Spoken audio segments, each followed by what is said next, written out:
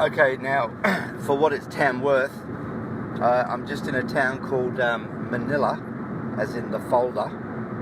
Is that spelled the same as the capital of the Philippines, or is that just with one L? Anyway, it's two L's, Manila. It's about it's about 40 minutes north of Tamworth. I just went out to one of the clients that I've closed a deal on because I forgot to get the pit number, the pit and pole number. You've got to have a pit and pole number if you want to do a solar installation, the pole number being the number on the pole, and if there's no pole then it might be in a little hole in the ground called a pit, and sometimes it's in a the pit has actually got a plastic cap over the top of it, like a raised dome thing. You just got to get the number, and if you don't have that number then you're going to get somebody from installation ringing you up and telling you off, which happened the other day. So I went out there and I've been scratching around in the dirt like a chicken looking for this goddamn pit, and there's no pole, there's no overhead power, but there is a street lamp. And the street lamp, I talked to the neighbour because the people that the property that I was at weren't in, and the neighbour says that their electricity definitely runs from the pole where the street lamp is, which is fine, but there's no number on the pole. So I've come away from this pit pole investigation without a number. So I don't know what that seems. I'm just going back into town to look for another one which had exactly the same. Anyway, that's an aside. That's just a part of the life of a solar power salesman. What I want to talk about in this little rambling rave and what comes next, and for what it's Tamworth, is an analogy by which we can sort of help to understand the crisis of human civilization and the biosphere. And I've been playing with this analogy for a little while, and just the other day I was thinking it through and sort of advanced it a little bit further and sort of went in a bit more depth. So I want you to imagine the analogy of an airliner flying in the sky and all of the engines cut out. Okay, so think Captain Sully a few years ago, maybe 2011 or something. The captain of this airliner, he's got two main engines. They hit some birds taking off, I think from LaGuardia Airport, is that in New York? And basically the engine stopped. And those modern airliners, they glide quite well, but they don't glide at a very, they don't fall from the sky like a fighter jet might do, like a lightning jet with extremely small stubby wings. They've got big aerofoil surfaces. So they don't go, if the engine's cut out, they don't go straight down, they glide, right? But they're not going to glide for hundreds of kilometers. You're not going to be up in the air for hours. They've got a relatively steep glide ratio. So basically, when the engine's cut out, he realized he had, and also remember that in order to maintain the aerodynamic lift, you need forward speed, and as there's no more propulsion from the engines, that the forward speed is going to decrease, which I think would mean sort of like an exponentially falling away curve. Like if the plane doesn't have any forward momentum, it doesn't have the airflow over the wings, therefore Captain Sully had a matter of minutes to figure out how to stop this plane crashing and losing everybody, and he managed to put the plane down in the Hudson River. And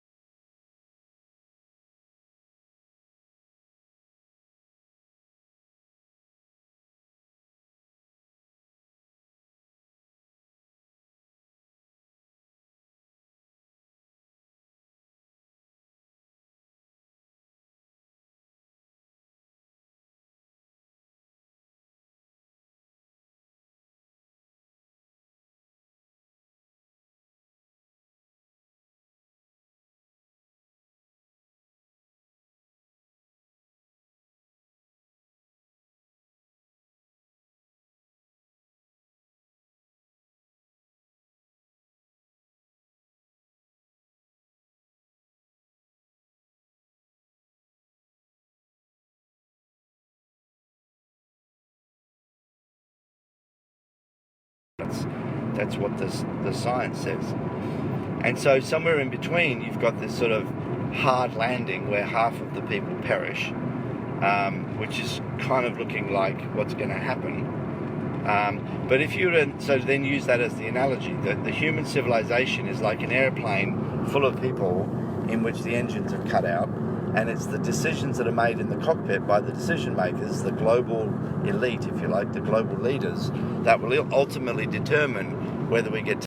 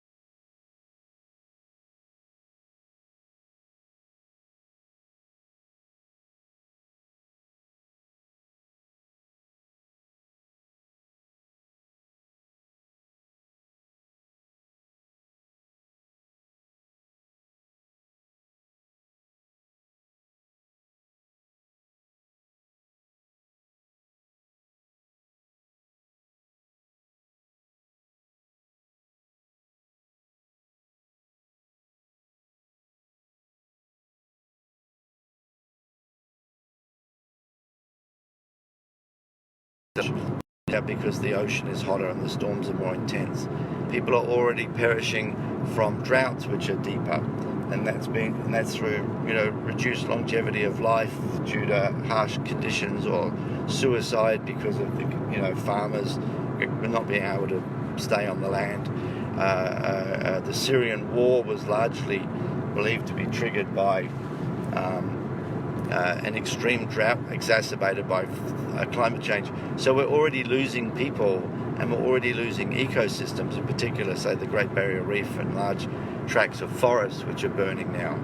So it's kind of like, if you do use the analogy, we don't get the soft landing because we're already hard landing. And so really it's somewhere between heavy landing with loss of life and crash and burn, we all go down in a flowing pit. And so what makes the decision, or what's the determining factor of whether it's a hard landing and half of us perish, for example, or we all die in a fiery ball in a field somewhere, is the governance inside the cockpit. The governance inside the cockpit. Who's making the decisions? Who's the navigator? Who's flying the plane? Yeah? How sane are they? What are their motivations? Are they religious freaks that think we're all going to die anyway, so it doesn't matter, like a lot of those fuckers are?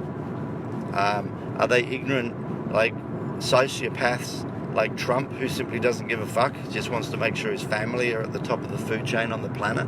Billionaires, multi-billionaires, So this is where the Extinction Rebellion comes in, and this is this is how I understand where the Extinction Rebellion comes in. The purpose of the Extinction Rebellion is to change who's sitting in the cockpit of the plane. And at the moment, so if we just look at Extinction Rebellion in the UK as an example, we've got the British, the Tory party, the Conservatives who are in power now with Boris Johnson, fully in tow to the fossil fuel elites. We've got the Labour Party, who are going to be much better with much more progressive policies around climate and biodiversity. And so the purpose of the Extinction Rebellion is to make sure that whoever's in power, that they are pressured to make the right decisions vis-a-vis how to land the plane. And that ultimately means turning off the fossil fuels, and that ultimately means a massive shift in who controls power, economic power, in the United Kingdom. And the way that the Extinction Rebellion has proposed to do that is with this thing called the Citizens' Assembly, which is basically an augmentation of the democratic decision-making structure in the UK to include a body where the average citizens are invited to come in and actually make the decisions about how to land the plane. Obviously not asked to say, how do you land a plane? I don't know, I'm not a pilot, but given effectively pilot's training and saying that under these circumstances, these are the options, what would you recommend? And that way you give the people who are most... Let's go back into that analogy. It's like inviting the passengers of the plane to decide how the plane gets landed. Okay? It's like the pilot, the job of the pilot is to do the will of the passengers. Okay, and when you're in an emergency situation, the plane's going down, and for example, they might say, look, there's a good chance that we could survive if we land in the river, but there's this risk, and there's more chance that the plane will break up if we land in the field, and there's that risk. And if you do it all the sums, you can't really figure out whether you should try to land in the field or the river. Then let the passengers decide. And that's really basically what the Extinction Rebellion third demand is about. It's about having the people who are going to suffer from the decision be the makers of the decision for what it's Tamworth.